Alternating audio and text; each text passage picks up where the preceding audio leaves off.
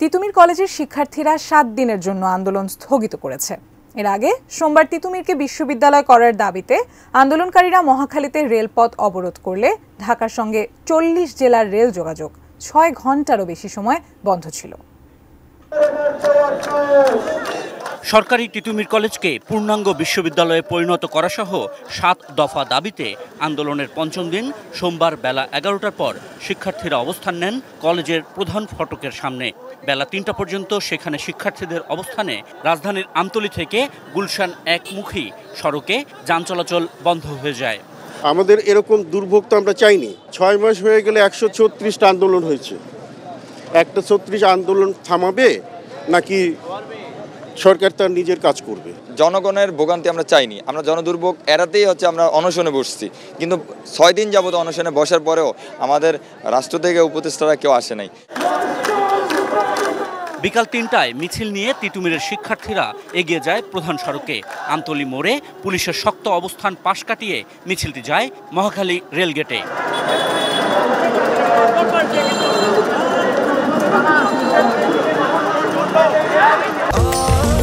স্বাস্থ্যকর all time family cake, সব সময় অল টাইম হেলদি লাইফ।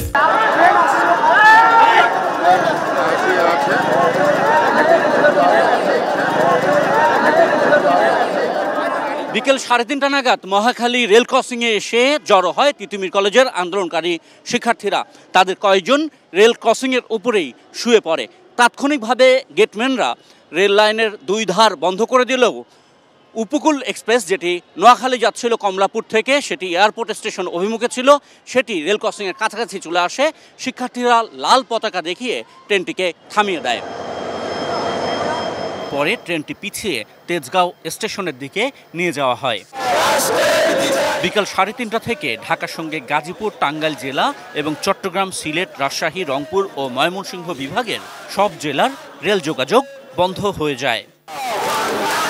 রাত 9টার দিকে শিক্ষা মন্ত্রণালয়ের কর্মকর্তারা মহাখালী এসে তিতুমির কলেজকে পূর্ণাঙ্গ বিশ্ববিদ্যালয়ে পরিণত করা ছাড়া বাকি দাবিগুলো পর্যায়ক্রমে মেনে নেবার আশ্বাস দেন।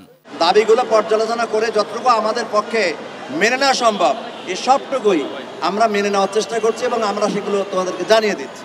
ওনারা ক্লিয়ার করেছেন আমাদের তিতুমিরের বিষয়ে, 7 কলেজ সবটা আর বাংলাদেশে থাকবে না, অর্থাৎ 6 কলেজ তিতুমির আলাদা।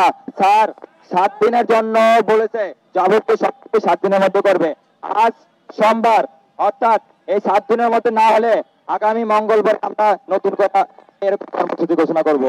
রাত 9:30টার পর রেলপথ অবরোধ তুলে নেয় শিক্ষার্থীরা। আপনারা প্রত্যেকেই সবাই বাসায় চলে যাবেন। আশিকুর রহমান অপু, এটি নিউজ, ঢাকা।